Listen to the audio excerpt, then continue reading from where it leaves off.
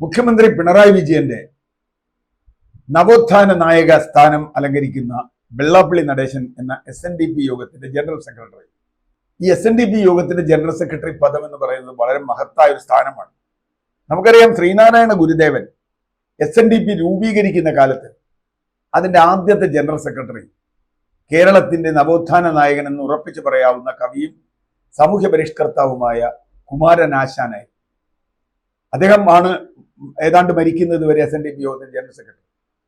SNDP യോഗത്തിന്റെ ആ പൊസിഷനിൽ ഇരുന്ന ഒരാൾ ഇരുന്ന സ്ഥലത്ത് അതേ കസേരയിൽ ഇരിക്കുന്നത് കൊണ്ടാണോ വെള്ളാപ്പള്ളി നടേശനെ ഇവിടെ നവോത്ഥാന മതിലുണ്ടാക്കാനും വേലിയുണ്ടാക്കാനും ഒക്കെ ഉള്ള സമിതിയുടെ നായകനാക്കി ഇരുത്തിയത്, അധ്യക്ഷനാക്കി ഇരുത്തിയത്? ഇപ്പോഴും അദ്ദേഹം തന്നെയാണ് അധ്യക്ഷൻ. എന്താണ് വെള്ളാപ്പള്ളി നടേശന്റെ കേരള രാഷ്ട്രീയത്തിലെ റോൾ? ഒരു സംശയവും വേണ്ട. ഇനി ആർക്കും അത്തരത്തിലൊരു സംശയം ആവശ്യമില്ല. CPM നിന്ന് അല്ലെങ്കിൽ കേരളത്തിലെ ഈഴവ സമൂഹത്തിൽ ഇസ്ലാമോഫോബിയ വളർത്തുകയും അത് മലപ്പുറത്തിനെതിരെയും ഇസ്ലാമിനെതിരെ വളർത്തുകയും ആ വോട്ട് പതുക്കെ പതുക്കെയും ബൾക്കായും, അതായത് ചെറിയ തോതിലും വലിയ തോതിലും BJPയിലേക്ക് സംഘപരിവാറിലേക്ക് എത്തിക്കുകയുമാണ്. കഴിഞ്ഞ ലോക്സഭാ തെരഞ്ഞെടുപ്പിൽ അത് നമ്മൾ കണ്ടു. ആലപ്പുഴയിലും ആറ്റിങ്ങലിലും കോട്ടയത്തും കൊല്ലത്തും ഒക്കെ എന്താ സംഭവിച്ചത്? CPMന്റെ ഉറച്ചതെന്ന് കരുതുന്ന ഈഴവ വോട്ടുകൾ വലിയ തോതിൽ ബൾക്കായി തന്നെ ട്രാൻസ്ഫർ ചെയ്തു. അല്ലെങ്കിൽ ഇത്തരത്തിലൊരു ഫലം ഇവിടെ ഉണ്ടാകുമായിരുന്നില്ല. കാരണം ഇപ്പോ ആലപ്പുഴയിൽ ശോഭാ സുരേന്ദ്രൻ സ്ഥാനാർത്ഥിയാകുമ്പോൾ ശോഭാ സുരേന്ദ്രന് അനുകൂലമായി കണിച്ചുകുളങ്ങരയിൽ നിന്ന് പ്രഖ്യാപനം വരികയാണ്. വെള്ളാപ്പള്ളി നടേശന്റെ പ്രഖ്യാപനം, ശോഭയെ വീട്ടിൽ കയറ്റി സ്വീകരിക്കണമെന്ന്. അത് മെസ്സേജ് വളരെ ക്ലിയറാണ്. തന്റെ മകനെ ആദ്യം അക്കരയ്ക്ക് വിട്ടു, BJP സൈഡിലേക്ക് വിട്ടു, എന്നിട്ടൊരു പാലം പണിയുകയാണ്. എന്തിനാ? ഇവിടെ നിന്ന് പതുക്കെ പതുക്കെ ആളുകളെ ട്രാൻസ്ഫർ ചെയ്യാൻ. അതിന്റെ ഭാഗമാണ്, അതിന്റെ ഒരു ട്രെയിലറാണ് നമ്മൾ ലോക്സഭാ തെരഞ്ഞെടുപ്പിൽ കണ്ടത്.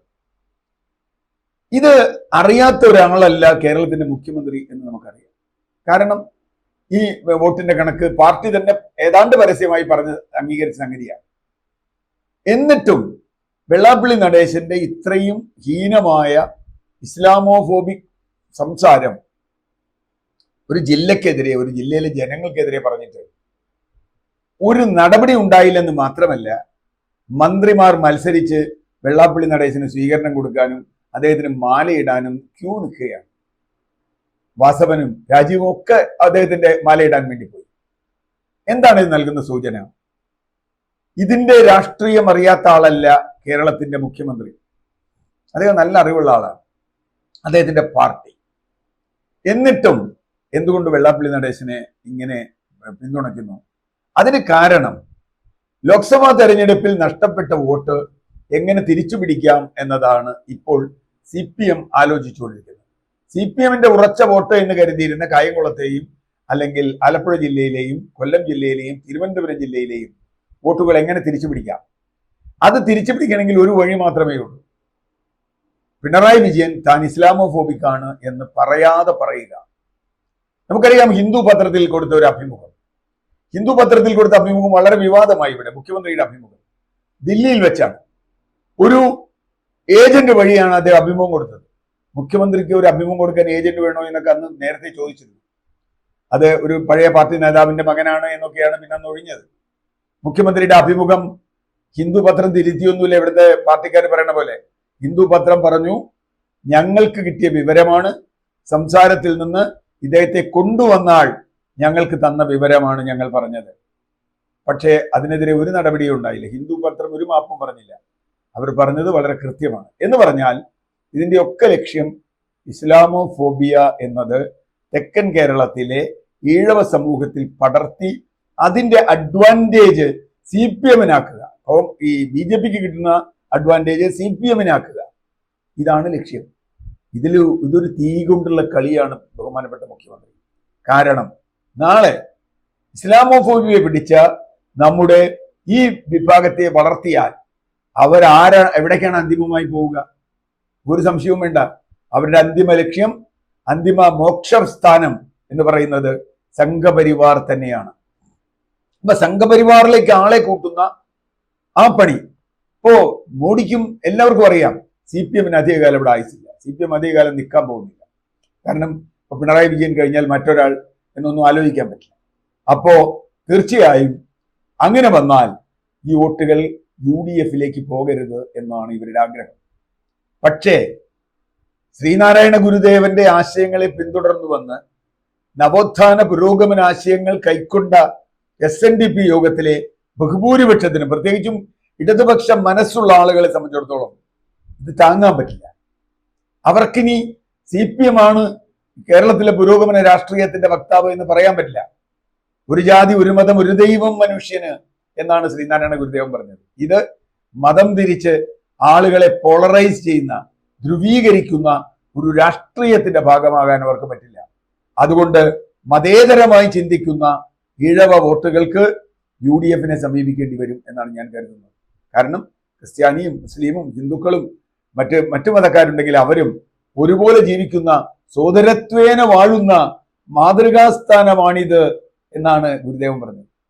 സോദരത്വേന വാഴുന്ന, അതിനിടയിലാണ് ആ സോദരത്വത്തെ തകർക്കുന്ന ഇത്തരത്തിലുള്ള ഇസ്ലാമോഫോബിയയുമായി ഈ വെള്ളാപ്പള്ളി നടേശൻ വരുന്നതും അദ്ദേഹത്തിന് കേരളത്തിന്റെ മുഖ്യമന്ത്രി അടക്കമുള്ള ഇടതുപക്ഷം എന്ന് പറയുന്ന ആളുകൾ അദ്ദേഹത്തിന് പിന്തുണ കൊടുക്കുന്നു. ഇതിന്റെ ഫലം വളരെ വളരെ അപകടകരമായിരിക്കുമെന്ന് പറയേണ്ടതില്ല. കാരണം മുമ്പൊരിക്കൽ പറഞ്ഞിട്ടുള്ളത് പോലെ UDF-ൽ നിന്ന് LDF-ലേക്കും LDF-ൽ നിന്ന് UDF-ലേക്കും ഇവിടെ വോട്ടുകൾ മാറാറുണ്ട്. അത് സ്വാഭാവികമാണ്, ഒരുപക്ഷെ തെരഞ്ഞെടുപ്പുകളുടെ സ്ഥാനാർത്ഥികളിലൊക്കെ അനുസരിച്ച്. പക്ഷേ LDF-ൽ നിന്ന് BJP-യിലേക്ക് വോട്ട് മാറുക എന്നത്, അല്ലെങ്കിൽ UDF-ൽ നിന്ന് BJP-യിലേക്ക് വോട്ട് മാറുക എന്നത് അത്ര എളുപ്പം തിരിച്ചു വരാവുന്ന ഒരു പ്രോസസ് അല്ല. കാരണം മതാന്ധത ബാധിച്ച ആളുകളാണ് ഇങ്ങനെ BJP-യിലേക്ക് മാറി വോട്ട് ചെയ്യുന്നത്. അവരെ യഥാർത്ഥത്തിൽ ചെയ്യേണ്ടത് ആ വിഭാഗത്തെ മതേതരരാക്കാനുള്ള ശ്രമമാണ് കേരളം നടത്തേണ്ടിയിരുന്നത്.